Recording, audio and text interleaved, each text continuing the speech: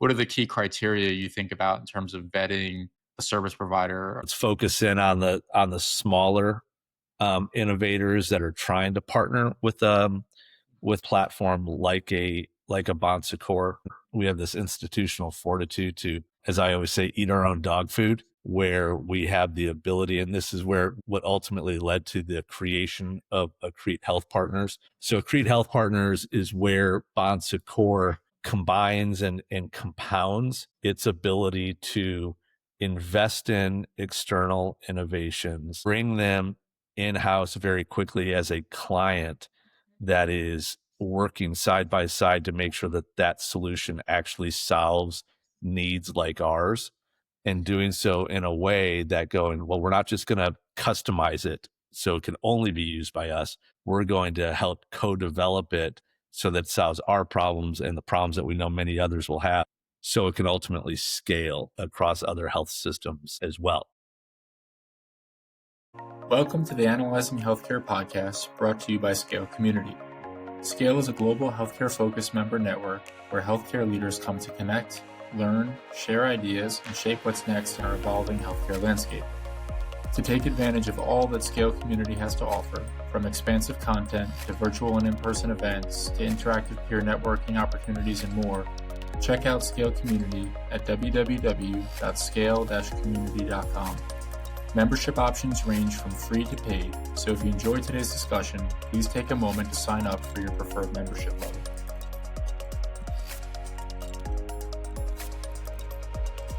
All right, welcome to the next Analyzing Healthcare by Scale Community podcast. I am very excited to be joined today by Jason Szczuka, the Chief Digital Officer at Bon Secours Mercy Health and President of Bon Secours' affiliate venture arm, Accrete Health Partners. Jason was previously the Chief Digital Officer at Cigna, and prior to that, co-founded Brighter, a digital health platform that ultimately was acquired by Cigna. So quite accomplished in all things healthcare, technology, and digital. So Jason, welcome to the podcast. Pleased to have you here. Thanks for having me. It's a privilege to be here. We had the privilege of meeting and interviewing your colleague and partner, Mark Townsend, Chief Clinical Digital Officer at Accrete Health Partners. And we sort of got a glimpse of how Accrete and Bon Secours partner to prioritize the health system's objectives within digital transformation, and then think about from the health system perspective, digital transformation. And so we thought maybe today, as a complement to that conversation, we could spend some time looking the other way and maybe thinking about the service provider ecosystem and strategies for how service providers can engage with health systems, and just the reality of what it looks like to approach a health system, start a relationship with the health system, and grow a relationship with a health system. So if it works for you, that's what we were thinking of covering today. Yeah, that's great. And hopefully I can continue the conversation that you and Dr. Townsend had. He's an instrumental member of the team. And piece of advice to everyone out there is to have a clinician on your innovation and investing team, because in addition to being able to answer their questions for you regarding your own personal health, they've been on the front lines. They've got the relationships on the front lines that are just exponentially helpful to not only identifying innovations that will actually work, but getting them implemented and scaled across the system. It's unbelievable how much more quickly we're able to find success or avoid failure by having somebody like Dr. Townsend on our team. Well said. So maybe before we jump into the main topic, if we can just kind of give a quick overview of Bon Secours Mercy Health for those that aren't as familiar with the health system as well as Accrete Health Partners. And if you can spend a minute or two on your background. I know I gave kind of a summary, but those are some pretty big words of Chief Digital Officer at Cigna and co-founder Brighter Health. So maybe just shed a little light on it so we have context heading into the balance of the discussion. Yeah, I don't know if they're big words, but now they're sort of becoming like genericized words, because at every health system, they mean something completely different, right? And so, and I think over the next few years, even the title of Chief Digital Officer would and probably should go away, because it needs to become something that is a ubiquitous focus and skill set that transcends a health system and has to be embedded within each operating team. So it'll be really interesting to see what sort of happens. I think as far as my background, I'll just quickly hit a few things. So lawyer by training, spent a lot of years on the payer side of healthcare, in a number of chairs, from P&L owner, product development leader, even in-house associate general counsel. So got to see a lot of things from a lot of different angles, which ultimately led to the conceptualization of a digital consumer platform that myself and Jake Weinbaum co-founded with the support of some of Silicon Valley's leading venture capitalists like Bill Gurley and Nish Mashada from up there. So we created the company called Brighter. Brighter ultimately ended up serving as a SaaS platform to large payers and self-funded employers, and was acquired by Cigna in early 2018.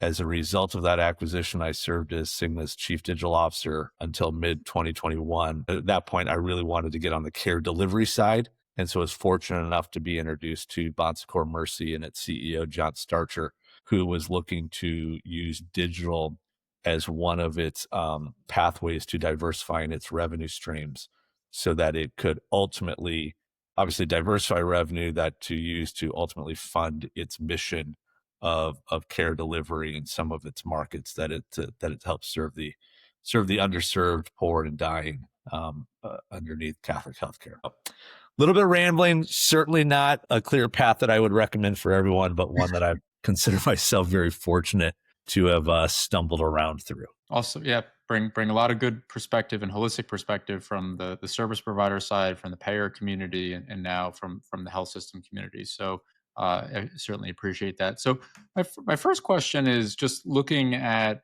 the service provider ecosystem today. It's, I'll say, littered with players in the market, new entrants that have popped up over the past few years, incumbents that are reimagining and reinventing themselves to sort of keep pace with what innovation means today. And everybody would love to work with a large health system like Bon Secours Mercy. And I'm just wondering what it is, how you think about prioritizing which vendors you work with. What are the key criteria you think about in terms of vetting a service provider? Are there minimum standards that service providers should keep in mind as they approach health systems? Yeah, it certainly is a crowded ecosystem of different kinds of players, all careening off each other as we go. And when you think about, and let's focus in on the smaller innovators that are trying to partner with a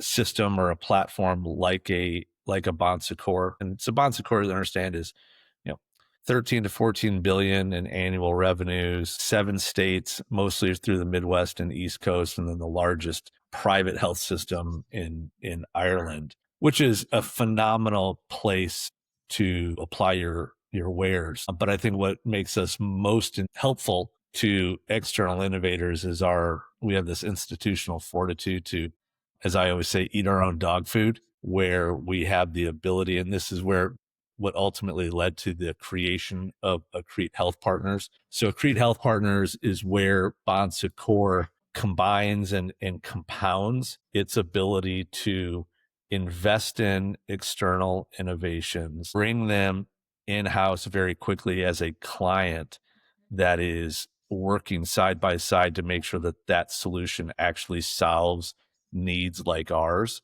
and doing so in a way that going, well, we're not just going to customize it so it can only be used by us. We're going to help co-develop it so that it solves our problems and the problems that we know many others will have, so it can ultimately scale across other health systems as well. So that's our model, and that's kind of what's really allowing us to do things with an alacrity that most health systems can't match. So now the charge that we have is to take that ability and consistently apply it. And now finally get to your question about, how do we go about prioritizing and where do we start? So, we always start with the problem that our operators are already leaning in, trying to solve it. The number one mistake that our team, myself, Dr. Townsend, Cyril Phillip, try to always make sure that we don't do is go out and become enamored with a shiny object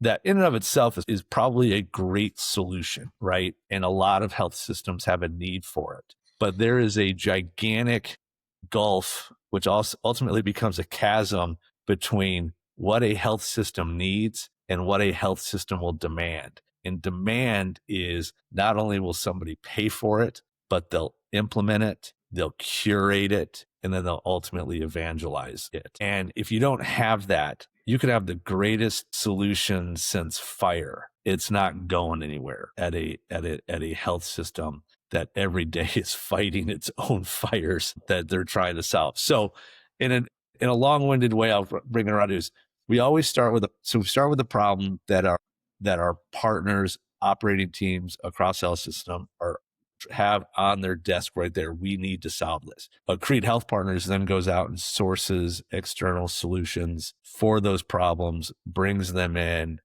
partners, puts the two together, partners to make sure that we actually get moving on. And when we see that happening, then we use our funds to invest in that external solution to make sure that they not only are around and can continue to innovate, but then we also participate in the value creation that we're helping to drive. I realize I kind of went around and around. I hope that made sense. Happy to double click. Yeah, no, it does. I mean, it sounds like the core to that, which is consistent with what Mark said, is that starting with a tangible pain point that you believe in is the number one starting place, and then you go to the vendors from there, rather than being sold by the vendors first. Yeah. But let's imagine you've solved for that pain point. And so there's consensus internally amongst the Bon Secours operational team and the Accrete Health Partners team. And so Accrete now has gone out and done its work, and you've got 10 vendors, and you're sort of prioritizing and evaluating between those 10 vendors that do similar things. Obviously, pricing is going to be a variable, I imagine. But what are the sort of softer criteria, or maybe it's softer is probably the wrong word. It could be tangible, around track record, around size of the company, around insurance limits, around security? Are these real considerations, or are you mainly looking for the best vendor you can find, and even how you define best is interesting, at the most efficient price point? Healthcare leaders, if your revenue cycle management is underwhelming you, it's time to rethink your current suite of solutions.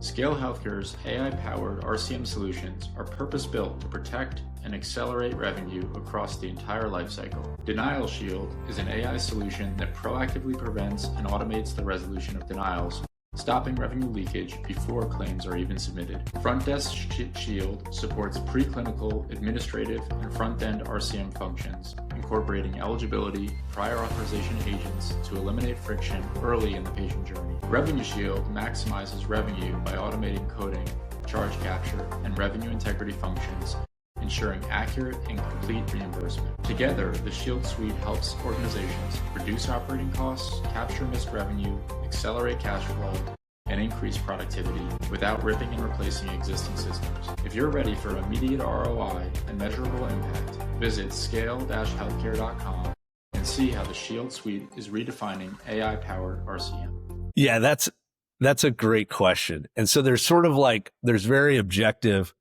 blocking and tackling that you obviously have to go through it. For your audience that's listening to this, obviously they're doing all the same things. Yes, you're looking at, especially in today's age of like CyberSec.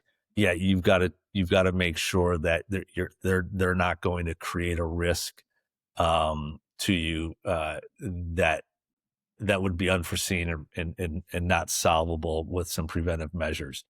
Then you're obviously looking at funding. You can't have somebody come in that's, laden with debt, zero cash on hand, et cetera. They're going to have to be able to stay the course. Those are all and the list could go on and on. From my personal history and background, the thing that I've learned is, and this is the subjective, softer side, to use your word, is you're going to look at the team that's behind it. And yes, if they've had gigantic successes in the space before, that obviously helps out a lot.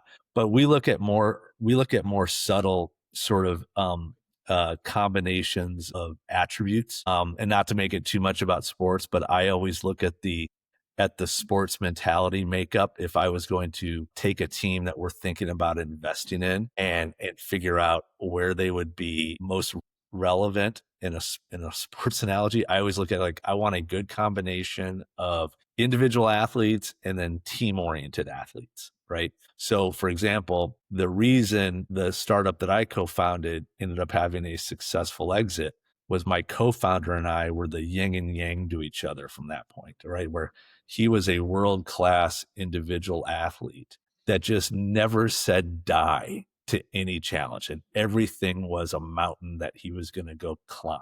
And then on the other side of it, I'm very team oriented. So I was very good at then taking the output of his resiliency and then going and building a coalition of stakeholders that were anything from investors to clients to market movers, et cetera, to come in and help us do this. So that to me is where I always look from a softer standpoint, is like, how well positioned is a management team's attributes to be successful? Because again, like I said a few minutes ago, there's a gigantic difference between need and demand. Mhm. And the successful ones are ones that ultimately were able to navigate that minefield in a way that kind of made sure that they didn't trip themselves up, didn't quit, didn't whatever. So I hope that I hope that makes sense. But that's It sounds like you're spending a lot of time with prospective vendor service providers. You're getting to know their product, obviously, but you're also getting to know, their security. You're getting to know their financials, and you're really getting to know the team and the culture at the organization. Is that true for pretty much all meaningful tech relationships with the health system, or is that primarily when you're going through an investment and you're going through diligence, or are they one and the same, where you're really making an investment with most of the tech relationships that you're taking on into your enterprise? while they're certainly not like mutually exclusive, um, I can only speak from the angle of the partnerships that I and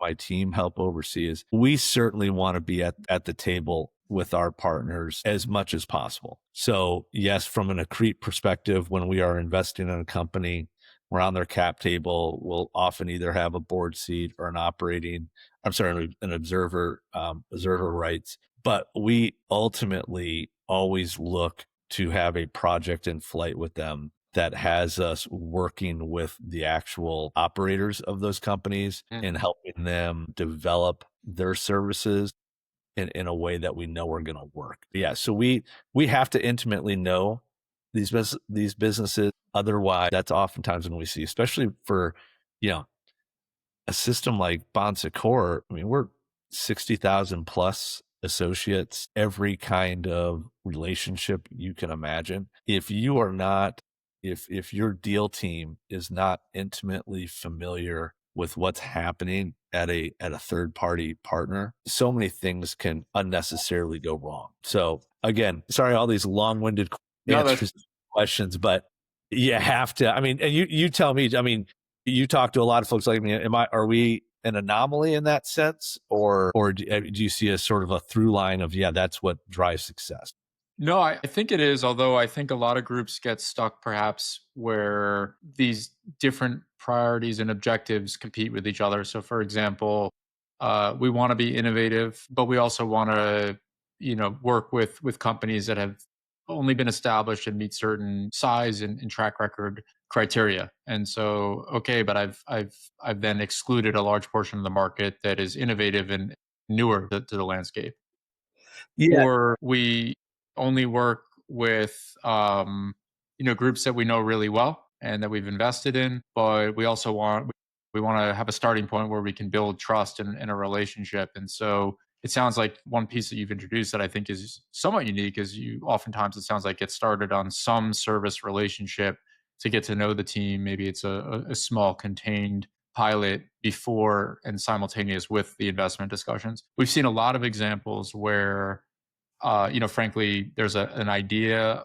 of a mission and a target value prop. Then there's an investment, and then comes the pilot after the fact. And sometimes that pilot stalls out. And so you've been through lengthy diligence, you've been through capital deployment and investment, and then you get to sort of the big reveal, and maybe the pilot fails for a whole host of reasons. Maybe nothing to do with the service provider, but we've seen that happen on a number of occasions. So it does sound like there's perhaps a healthier balance at Bon Secours, and maybe that's driven by, again, knowing what your priorities are as a health system and feeling really confident in that, rather than being led by the market to determine what your priorities are. So I'd be curious for your thoughts or reactions on that. Yeah, I mean, you had a handful of really good points in there, so I'll try to like hit on a couple of them with some of my past experiences. First off, like when you talk about the ones that are cutting themselves off from a large part of innovation and efficiencies that are happening out there, is because they go to the well-established players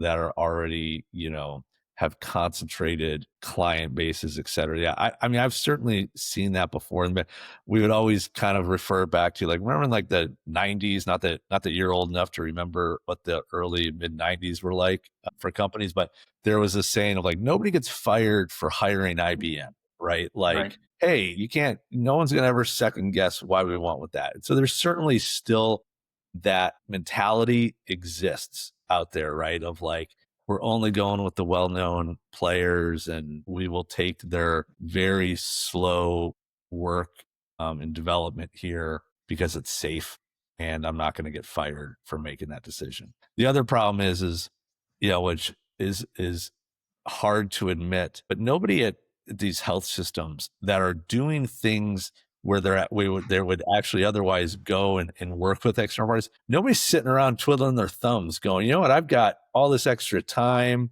and these, I've got funding that I've not yet accounted for throughout the year. So the Right. hard part is like, well, how do you break through and demand and command their focus, right? And their ability to say, nobody's got an ability to just add another thing on their to-do list. So oftentimes to get on their to-do list means you got to knock a couple things off of it. And that's where then, so you see the next layer of like the relationships can come in. You've really got to get in, and the relationships are bi-directional in the sense of, if I was back in the startup space trying to figure out how to land a health system partner, I'm investing in a absorbent amount of time of like, how do I form this relationship? How do I become a trusted advisor and go to, and then likewise, the operators at these health systems have got to see you in the same way, right? And have the same feeling. I mean, there's a lot of, when I look at Accrete's asset portfolio right now, every single one of those companies has 2, 3, 4 individuals that I'm picking up the phone and calling at least every other week to get their insights or on something, right? That is paramount if you're going to be successful in the Well, I think space. that it raises two good following questions. I mean, one, who should you be spending time with at the health system, because it's such a broad ecosystem with different priorities? Is it the operational team that's driving decision making and or the clinical team, or is it more the Accrete team? Is it more the C-suite team? So who is it that you should be spending time with is question one. Related to that, how is the Accrete team finding its pool of vendors? Are you submitting, digital RFPs that allow for broad participants to come back to you, or is it more of a narrow search, friendly introductions, tighter sort of circle that you're evaluating? Okay, so again, two great questions, which is why I see why you're so successful with this forum. So first one is, who should you be spending time with? Listen, everybody, the number one fallacy I would dispel, and if he was here with me right now, he'd say the same thing, is it doesn't stop at the CEO. Yes, getting the CEO to take an interest, to shake his head and go, yeah, his or her head and go, yeah, I could see that being interesting. I'm going to forward you on to, team X, Y, or Z here that I think that this applies to, that you need to meet next. I see so many third parties over rely on that relationship of like, yes, the CEO likes us, so no matter what, everybody else is going to fall in line and say and shake their head up and down. Doesn't happen like that. So many deals die from CEO introduction to in the operator because the fit never actually, the third party stops working to win over the hearts and minds of those folks. So yes, so the order that you hit it in is actually the most important. I would start with clinicians. I think you have clinicians first and operators. Either one go first. Absolutely. And then there's your deal team leads, the ones that are ultimately signing their name, reputation, and livelihood Mhm. on the term sheet, saying, yes, this is something that we should all go and do. And then there's your C-suite. I mean, a good operating C-suite will be the first ones to tell you they're not where things actually happen. Yet we're providing governance, we're providing guidance, providing accountabilities, etc.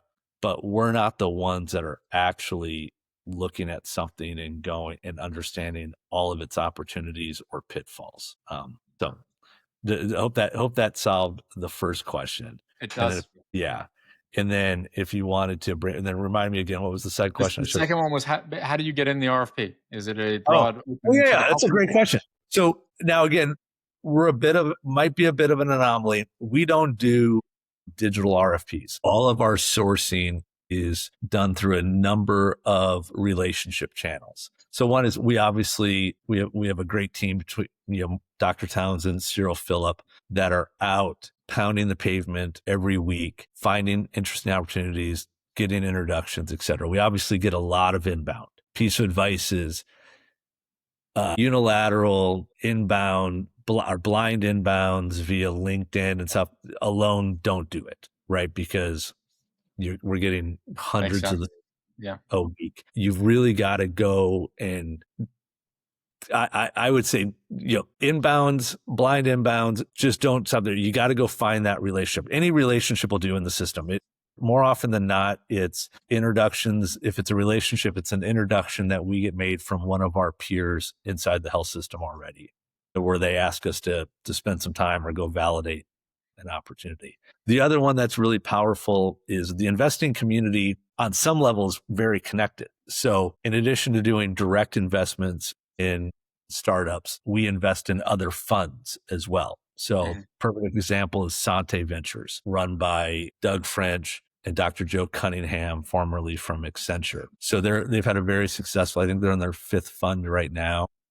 We're participating in our 2nd fund with them. We use them for a continuous stream of introductions to companies that they're looking at, they've already invested in, or they just know of. And so because we are partnered together, they know what our prioritized needs are. So they're bringing us introductions every month as well. Makes sense. Maybe the last topic we can spend a few minutes on, I know it's a rich topic, so we'll probably just cover it briefly, but Nobody's got to be rich. It's not you or I, right? so let's add it all up, everything we've talked about, and sort of just talk about what does the aggregate experience feel like. And so, number one, how long does this process go from the operational business unit teams have signed off on a need through signing up a vendor? And then number two, once you get past that, big milestone, you've won the RFP, what does it feel like for the service provider? Are you now deployed across the entire Bon Secours system, or are you going to start small at that stage? So you sort of restart again the next phase of the journey, but begin small and grow gradually. How long does that take? Maybe a way to answer it would be to think about a case study of where you've worked with the vendor and what did that experience feel like? Yeah. It's a great question, and rest assured, it's not a situation of be careful what you wish for. I think, and that's not always been the case in the past, and probably still, by the way, that probably still is the case with a lot of large institutional investing clients you might be your audience might be looking to work with. Because what can happen is you can get in the door and just suffocate with all of the time, scope demands, et cetera. It's oftentimes like I've always made just to show I actually read the book of like the large company becomes like Lenny at the end of Mice and Men, right? And just completely suffocates the partner. So it's not that. What we've worked really hard at Bon Secours via Accrete to do is to shorten up that, what you'd call a sales cycle, right? And sales cycle is probably even a bit shortchanging of it because it's more about what happens after the sale is what's most important. But let's call it from introduction to implementation, right? And a scaled implementation. At most health systems, that's probably a multi-year cycle to get through. At Bon Secours via Accrete, we're actually working to shorten that to well under a year. Ideally around 6 months or so, depending on the solution. To your question about, walking through the experience. So obviously it starts with the introduction, a lot of like get to know you meetings, a lot of understandings, a lot of get to alignment of yes, this is something where we want to start putting pencil to paper on and figure out how we're going to do. What we do is we run parallel tracks then from both a client's perspective and an investor's perspective. And we work to bring to an internal committee within 6 to 8 weeks. At least it's a first look at what terms could look like. And we've got to have those two ending documents be somewhat close to each other from a timing perspective, in the sense of here's the terms with which we want to invest, and they are dependent on the terms over here of a commercial agreement. That sounds easier than it is to get done, because you're oftentimes mid-budget year. Mhm. You have your operators going, hey, I love this idea. I want to do it, but we're going to have to punt it till next year because I don't have it in my budget to fund any of the work this year. So how we've solved that is we've actually created what we call the acceleration fund, which is a separate pool of dollars that we keep reserved to help our operating partners fund pilots or projects mid-budget year, with Mhm. some clear disciplined guidelines to it, right? So the idea of it is, we will advance the money. It is an advance. It's got to come back to us if the project is successful. It does not go on in perpetuity, but within 18 months, that work has got to be transitioned into the operator's operating budget, So right? So it's that a internal bridge loan essentially it's an to the internal next bridge. budget season. A great way to think of. So, and that's something that's really important to do, especially for, health systems like ours. So we will work with all of that. And that's what we found actually has helped accelerate, pun somewhat intended, accelerate us to our velocity of this last year. Like where we had 6 acceleration fund projects greenlit in 2025. And separately, we got 4 other deals across the finish line to actual investment, close the investment in 25.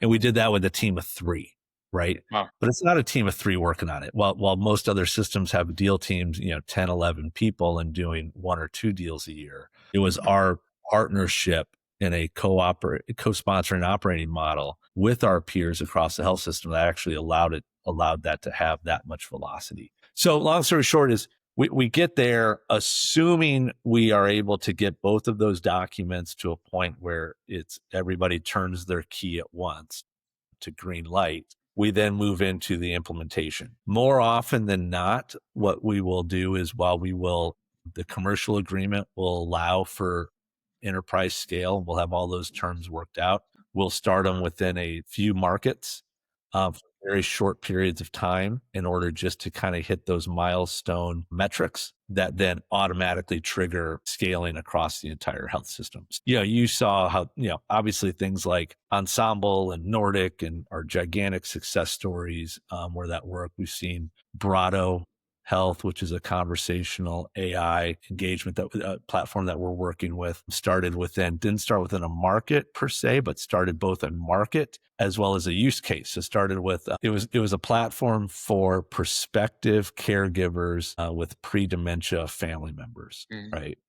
And then we used its success there to scale into cardio and orthopedics, et cetera. Hyro is another great example where they brought in a really fascinating AI. And what we loved about Hyro is not only did it very quickly solve a pain point that we were having that was causing friction with our patient population, they solved that, but then they went and partnered with Brado. So now we've got a seamless handoff of Brado engaging prospective patients out in the digital wild and then doing a seamless handoff to Hyro so that the individual can self-service schedule to the right doctor at the right time. So those are the things that we ultimately are looking for. And that's the ideal. Those are the success experiences. Obviously, we've learned and pivoted our model and our processes as we've gone to make sure as many of the relationships that we start have that same experience. And now our fail rate is down to single digits. It sounds like a very thoughtful approach. I especially love the anecdote about this internal bridge loan because I think it shows the thought and effort that you've taken internally to try to overcome barriers to rolling these out. And I think that is an important part of the equation, sort of reducing from multi-year cycles that are self-perpetuating and that failure rate to something that's much more efficient and allows you to, move forward, try out, and then expand and see what works and cut off things that don't. Yeah. Yeah. And the thing with that's critical is not only does it help something get going mid-budget year, but by having and then giving the 18 months, give or take few to kind of move it over to their budget, it also allows them the freedom in the future of not having to make a trade-off of keep funding something. So oftentimes it's like people will look to go, well, I got to put this into my budget. So I don't know if it's going to work. So what am I going to get rid of out of my budget? What am I not going to do next year that I did this year to fit this new thing in? This allows them to put accretive dollars in because they've got the success metrics to support it. So that's what puts the biggest smile on our partners' faces across the health system. Makes a lot of sense. Jason, I really want to thank you for your time and what was somewhat of a masterclass in service provider strategy approaching Listen, health. If we didn't make anyone dumber, it's a victory today. All right. That's the bar is low when I'm on here. I don't know about that. I think we succeeded in that bar, but I think you're selling yourself short. But thank you again for the time. We really appreciate it and glad to have you on. Likewise. Appreciate what you do.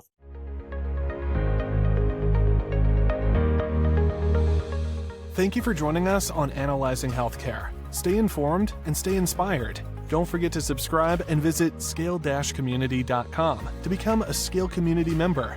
Until next time, keep exploring the ideas that shape our healthcare systems.